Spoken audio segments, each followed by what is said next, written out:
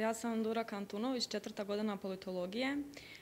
Za ovaj sam program čula od starijih kolega, naime zapravo još na 1. godini fakulteta sam čula za mogućnost volontiranja u Saboru. Tada mi se to činilo jako zanimljivo, ali isto tako sam znala da se radi o mogućnosti samo za najbolje studente.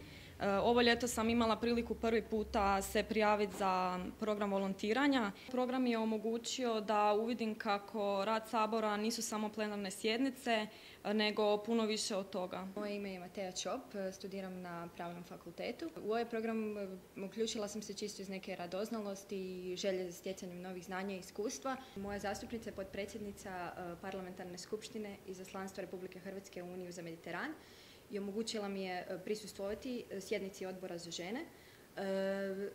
Prisustvovala sam jednoj vrlo živoj raspravi na temu o sudjelovanju žena u vladavini prava.